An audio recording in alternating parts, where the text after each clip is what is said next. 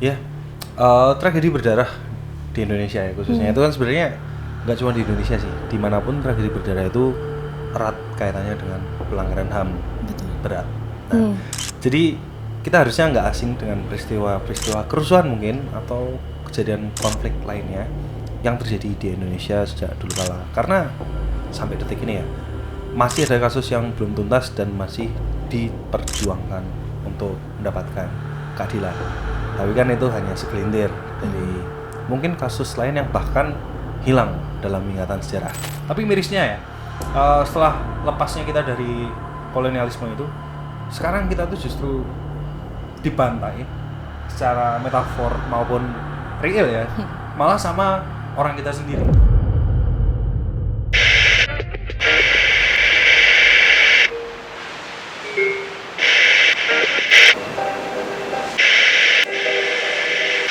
Karena mereka datang ketika lampu dimatikan.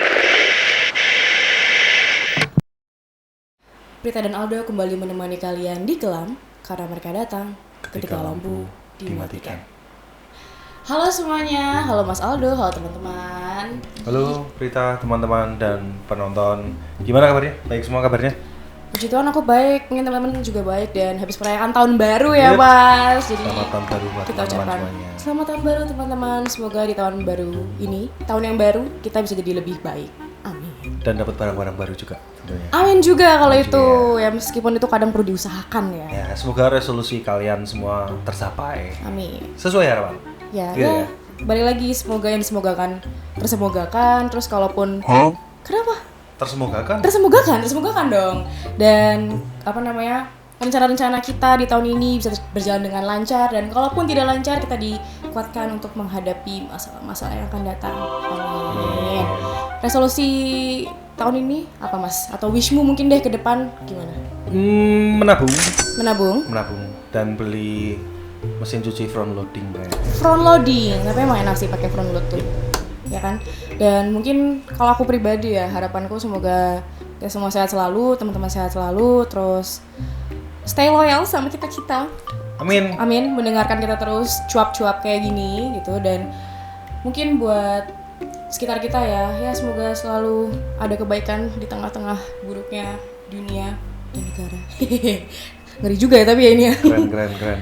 Lagi bijak karena awal tahun belum tahu ya kalau 1 bulan lagi mulai nggak bijak ya. tapi ini sih Mas, ya sebelum kita melangkah ke depan biasanya kan kita akan melihat ke masa lalu dulu ya. Bukan berarti belum move on tapi lebih ke ya kita belajar dari masa lalu supaya tidak mengulangi kesalahan kita gitu kan ketika sudah menjalani hari-hari yang baru. Dan itu dia makanya hari ini Kelam akan membahas masa lalu. Dan ini bukan peristiwa biasa tapi tragedi berdarah di Indonesia. Ya, tragedi berdarah di Indonesia ya khususnya itu kan sebenarnya nggak cuma di Indonesia sih, dimanapun tragedi berdarah itu erat kaitannya dengan pelanggaran HAM berat. Nah, jadi kita harusnya nggak asing dengan peristiwa kerusuhan mungkin atau kejadian konflik lainnya yang terjadi di Indonesia sejak dulu kala. Karena sampai detik ini ya masih ada kasus yang belum tuntas dan masih diperjuangkan untuk mendapatkan keadilan. Tapi kan itu hanya segelintir dari mungkin kasus lain yang bahkan hilang dalam ingatan sejarah. Yang kita sama sekali nggak tahu tuh sebenarnya kebenarannya seperti apa, korban kenapa, siapa pelakunya, itu masih belum terjawab sampai sekarang. Nah mungkin ini sedikit mengutip dari Pak Karno ya, jas merah, jangan pernah melupakan sejarah. Ya, gitu benar, kan. setuju. Jadi ada baiknya kita mungkin mengenal atau belajar dari peristiwa masa lalu itu ya lagi-lagi supaya hal itu tidak terulang di masa depan. Setuju banget Mas, tapi sebelum kita masuk ke pembahasan ya teman-teman, jangan lupa untuk dukung kita terus karena kedepannya kita akan terus membawakan cerita-cerita dari teman-teman ya seperti biasa. Terus kita akan diskusi banyak hal ya, legenda, mitos, fenomena unik, menarik, dan creepy. Dan tidak lupa apa Mas Aldo? Dan peristiwa-peristiwa kelam di masa lalu. Bener banget, jadi jangan lupa buat teman-teman yang mau kirim cerita silakan kirim ke arsipceritaktj@gmail.com gitu. Yep. Nah, kita langsung aja yuk. Gas.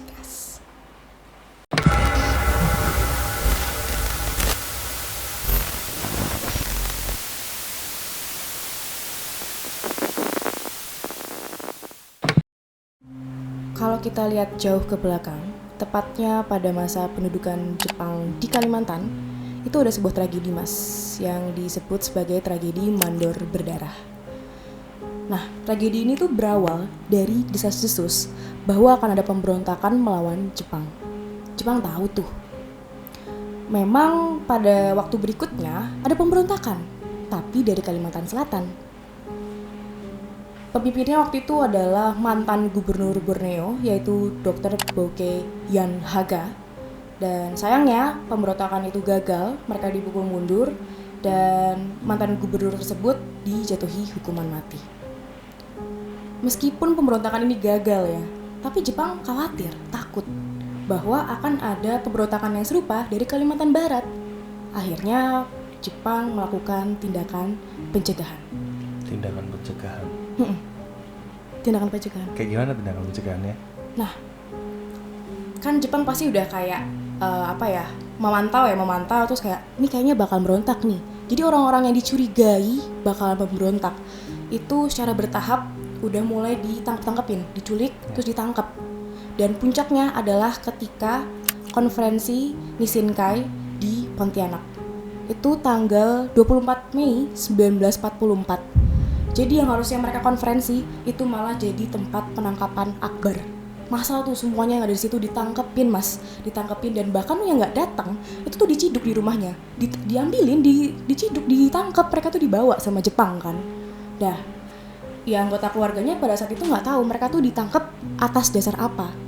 Sampai suatu waktu di 1 Juli 1944 itu keluar tuh koran Borneo Shinbun. Nah, dari koran itu Jepang bilang kalau komplotan yang melawan Jepang itu sudah mereka tangkap.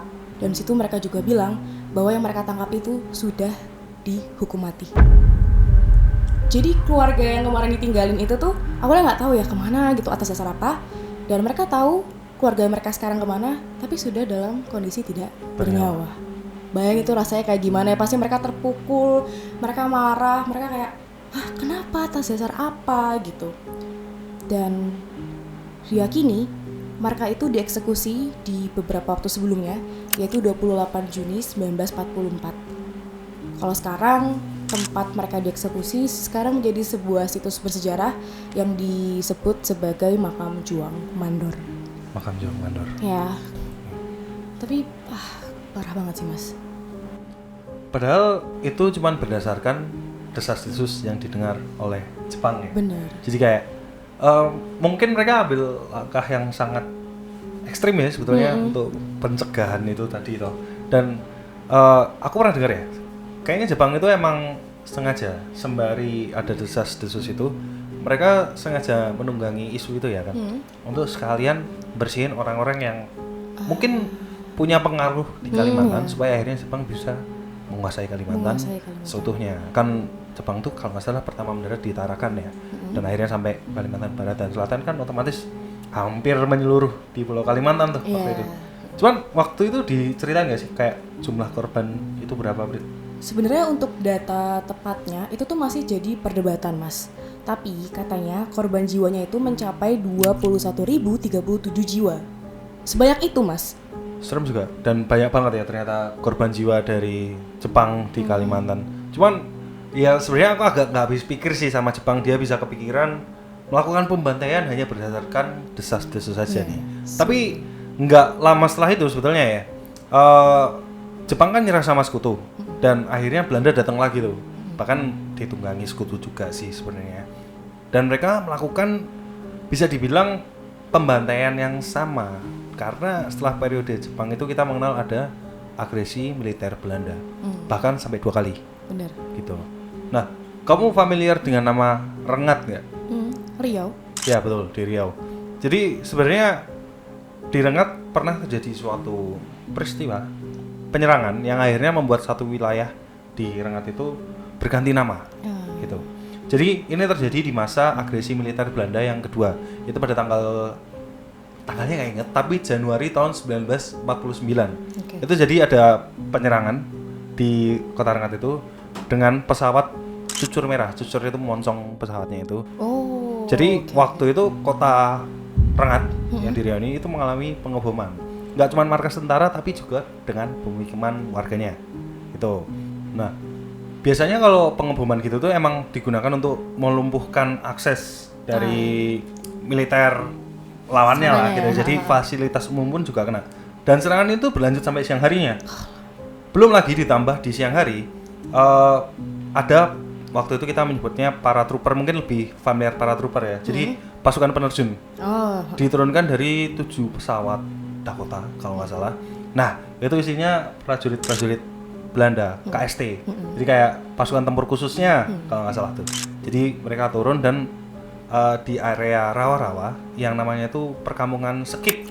Perkampungan Skip. Nah, di situ itu diturunkan pasukan-pasukan KST itu tadi punya Belanda, gitu kan.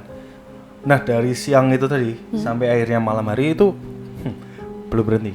Keadaan justru semakin memburuk karena akhirnya Belanda juga menurunkan pasukan baret hijaunya mereka untuk menguasai wilayah itu, dan rutenya itu melewati kota Tembilahan namanya. Lewat situ ya, dari situ mereka masuknya. Yes. Tapi Mas, sebenarnya Belanda tuh nargetin Rengat. Itu tuh alasannya apa? Kenapa mereka berusaha menguasai Rengat? Oh, jadi gini. Kalau kita bicara agresi militer Belandanya itu sebenarnya kan emang mau mengambil alih lagi, mau mengkoloni lagi kan. Cuman khususnya nih kenapa Rengat diincar itu karena mereka wilayah penghasil minyak. Ya Sumatera iya, terus kita di Natuna juga ada kan. Bahkan di Kalimantan juga ada juga. Makanya banyak sumber daya alam yang di Eropa itu jarang dan di Indonesia itu kaya. Makanya si Belanda datang lagi nih ke tempat kita. Kayak gitu. Nah, korban jiwa di tragedi ini tuh kisaran 1.500 sampai 2.000 jiwa. Cuman ini belum ada sumber pastinya ya. Karena kalau diceritakan pada waktu itu sebenarnya masih banyak mayat yang terapung di Sungai Indragiri. Nah, Indragiri itu sungainya cukup panjang. Karena sekarang pun ada wilayah di Riau itu yang namanya Indragiri Hulu dan Hilir. Jadi ya sampai jadi nama daerah. Panjang banget ya. Kayak gitu. Alasannya. Betul. Dan yang meninggal itu nggak cuma pasukan, bahkan warga sipil yang meninggal itu ada anak-anak dan perempuan. Jadi ini ya kalau dalam peperangan sebenarnya itu termasuk war crime karena tidak boleh membunuh anak-anak dan perempuan harusnya kan, nggak pandang bulu banget dong berarti mereka. Betul. Sama halnya dengan medis, itu kan medis juga nggak boleh diserang harusnya. Lalu ya kayak yang dipraktekkan Jepang, Jugenyanfu itu juga sebenarnya pelanggaran perang, kejahatan perang lah istilahnya, war crime kayak gitu kan. Nah, tadi aku bilang daerah ini kan yang diserang ini namanya Skip. Nah, karena penyerangan ini akhirnya diberganti nama menjadi Skip Cipayung. Kenapa Cipayung? Karena waktu itu kan ada paratrooper yang tadi aku ceritain terjun dari pesawat. Jadi mereka terjun kayak pakai parasut, bukan kayak pakai parasut, memang pakai parasut kan. Pasti kan. Dan terlihat seperti menggunakan payung. Maka dari itu akhirnya digantilah namanya jadi Skip Cipayung. Jadi paratrooper itu dulu di masa Perang Dunia itu pasukan berani mati sebenarnya. Karena mereka akan diturunkan di garis belakang atau zona yang ada di dalam garis pertahanan lawan. Jadi mereka tuh emang infiltrasi sebetulnya kayak gitu. Dan pas turun pun mereka mungkin banget langsung ditembak-tekin nggak sih? Mungkin banget. Sumpah. Tapi aku nggak ngebayangin sih, kamu bangun pagi, harusnya pagimu seperti biasa, tapi pas kamu lihat ke langit, itu tuh ada pesawat. Dan pesawat itu nembakin kotamu dan juga rakyatmu. Ya mungkin itu yang dirasain oleh Bupati Indragiri pada saat itu ya, Tulus, yang juga tewas pada saat pembantaian. Dan fun fact-nya, Tulus ini tuh adalah bapak dari pujangga terkemuka di Indonesia, yaitu Chairil Anwar. Ya mungkin bisa dibilang beruntungnya waktu itu Chairil Anwar beserta dengan ibunya sudah pindah ke Batavia sebelumnya gitu ya, memang karena kondisi keluarganya mereka bercerai. Chairil Anwar ya, itu dia dijuluki si binatang jalang kan, karena di baris puisinya itu aku ini si binatang jalang dan kumpulannya yang terbuang, karena tidak suka diperintah, tidak suka ya nggak bisa dibawa orang terus dia bebas, tapi ya dia salah satu pujangga terhebat di Indonesia. Setuju. Rest in peace. Lalu sih sebenarnya setelah kita bercerita tentang penjajahan ya, kita bisa ngerasa kalau penjajahan itu begitu kejam karena kan mereka sama sekali nggak melihat kita sebagai manusia, kita dilihatnya sebagai objek mungkin karena nyawa itu sangat tergantikan oleh si imperial ya, si penjajah itu pasti kayak daerah koloninya itu ya udah cuman dipertahankan untuk sumber dayanya aja, orang-orangnya tuh bisa jadi nggak ada harganya sama sekali. Tapi mirisnya ya, setelah lepasnya kita dari kolonialisme itu, sekarang kita tuh justru dibantai secara metafor maupun real ya, malah sama orang kita sendiri.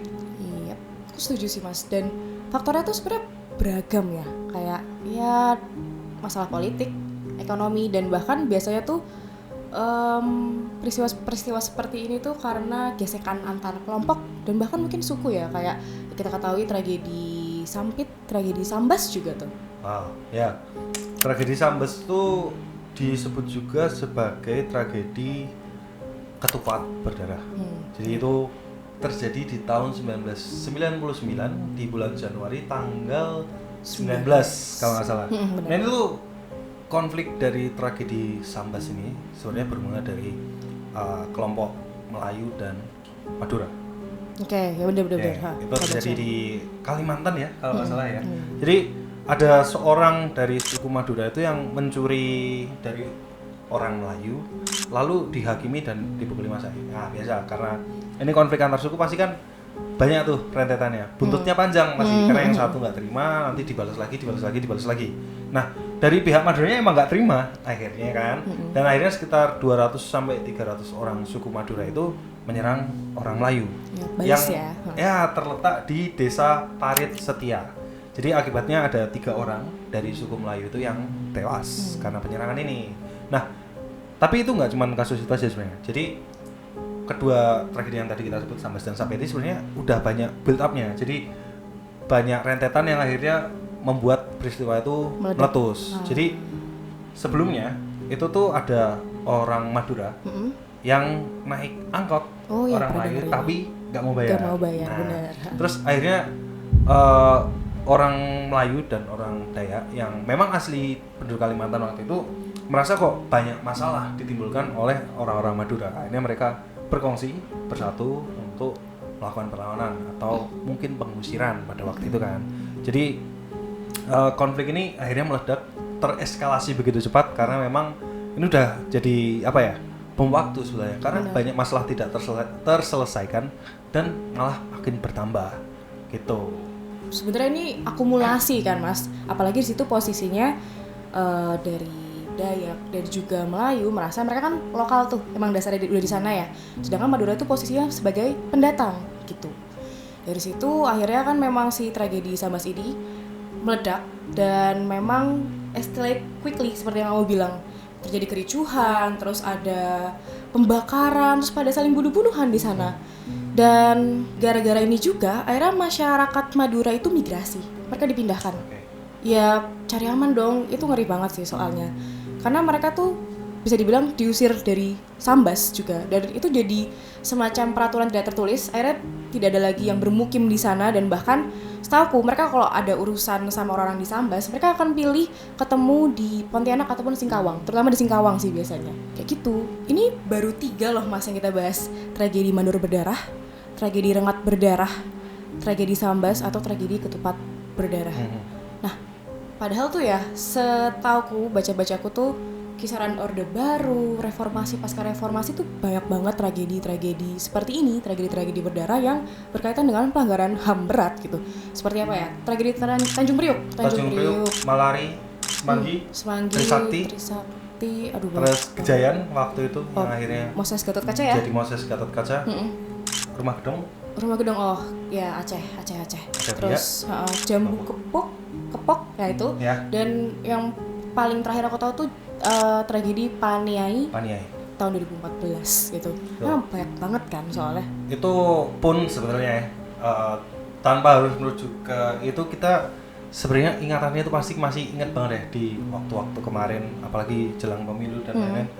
Atau 2-3 tahun sebelumnya ada berapa banyak sih sebenarnya konflik kekerasan yang terjadi di Indonesia tuh. Setiap demonstrasi atau apa kan biasanya ada tuh berita-berita itu. Dan aktivis yang hilang, apakah itu sudah terjawab? Belum. Maka dari itu ada Kamisan, dan masih banyak sebetulnya yang belum kita bahas atau sebutkan juga ya. Tapi ya mungkin itu karena keterbatasan kita juga, karena kasusnya belum diketahui sejarahnya mungkin, dan kita nggak bisa berasumsi mentah-mentah ya untuk menceritakan sesuatu yang sepenting itu, karena ya etisnya sebuah penyampaian masalah dan peristiwa ya kali ini. semoga kedepannya hal-hal serupa itu nggak terjadi lagi di Indonesia, di tanah air. Jadi apapun kasus yang masih belum terselesaikan sampai sekarang segera menemui keadilannya nanti.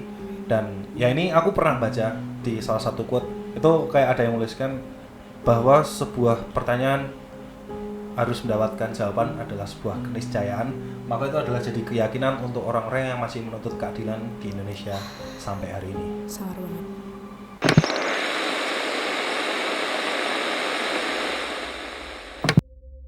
Itu dia teman-teman pembahasan kita soal tragedi berdarah di Indonesia yang hilang dalam ingatan.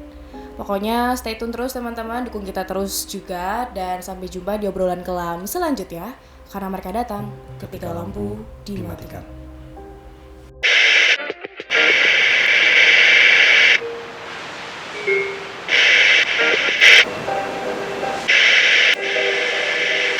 Karena mereka datang ketika lampu dimatikan.